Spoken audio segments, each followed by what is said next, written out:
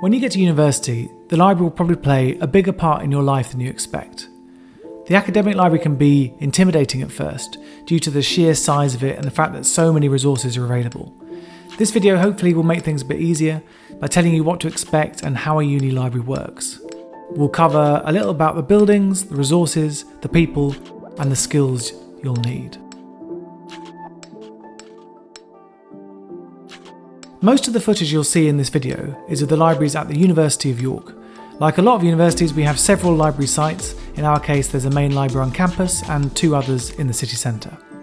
Some universities have one big library, some have several spread out across the city or the town where they're based, some have different specialist libraries for different subjects. So the first thing to do is work out which library buildings are most relevant for you. Normally this will be based on a combination of what you're studying and where you're living. The buildings themselves are usually open long hours, 24 hours a day at some universities, and they're huge. Our main library at York has 4 floors, over 1 million books. So be prepared for everything to be on a larger scale, and know that help is available. More on that later. All academic libraries have an online catalogue. This will tell you what books and other resources there are, how many there are of each, and whereabouts they are. We put the books together by theme, so if you find one book on a subject you're interested in, chances are there'll be others on the shelves either side which you might find useful too.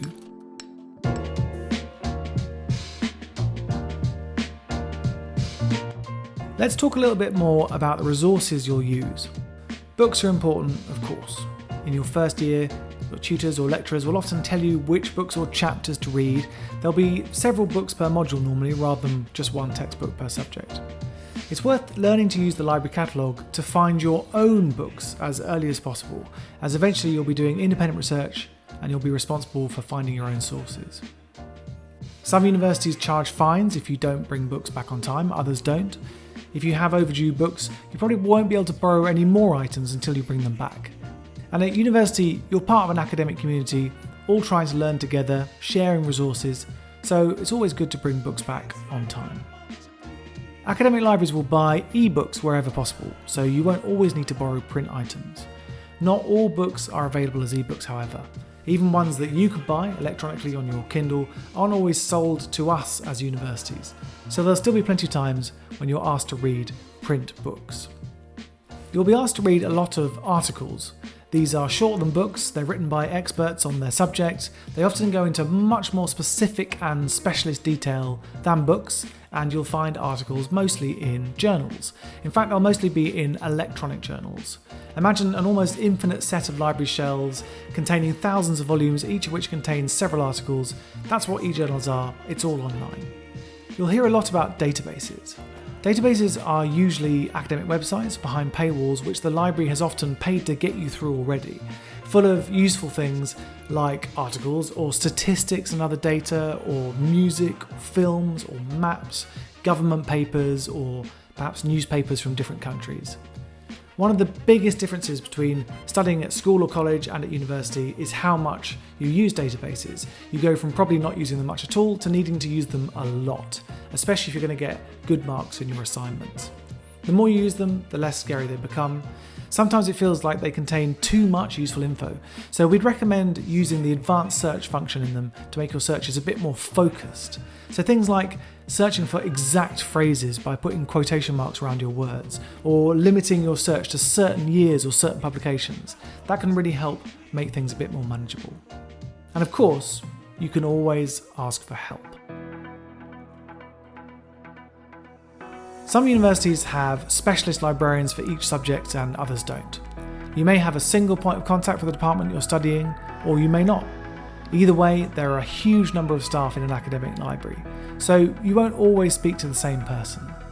We like being asked questions, we really do want to support you in any way we can, so get used to asking librarians for help, even if you've not met us before. If you're new to using a university library, a big change is the sheer number of people. There are a huge number of other students also using the premises, hundreds or often thousands every day, and there's also a large number of staff. Because there's so many people, libraries are rarely actually silent. The biggest cliche about libraries you'll hear is that you get told to shush. I've been a librarian for 15 years, I've never told anyone to shush in my life. There are silent parts of most libraries. Sometimes there are other bits which are quiet and other bits which are just outright noisy. You can usually choose the style that suits you because some people prefer noise and other people prefer quiet. This is something you get used to over time, and most libraries have many other ways to get help as well as speaking to librarians in person. You can email or use live chat, for example. However you choose to get in touch, don't be afraid to ask for help when you need it. Finally, let's talk about the skills you'll need to develop. Being able to search effectively on the library catalogue, in databases and on the internet more generally will save you a huge amount of time over the course of your studies, and indeed the rest of your life. If librarians are offering workshops on search techniques, sign up as soon as possible because it will be worth it. You'll also need to be able to reference sources accurately. Your department at university will tell you which referencing style to use, and you'll need to cite the books and articles you've read as part of your assignments. Often, librarians will be able to provide guidance on this for you too. There are a couple of resources linked from the description of this video. They include the skills guides, which we've put together for our own students here at York, but you can use them too to develop your search techniques and a lot more besides. There's also a link to a jargon-busting guide to all the words and terms that we use in our academic library. Thanks for watching, best of luck in your studies, and remember, the library isn't here to judge you, so when you get to university, we just want to make your academic life easier in any way we can. So get in touch with us and ask for help.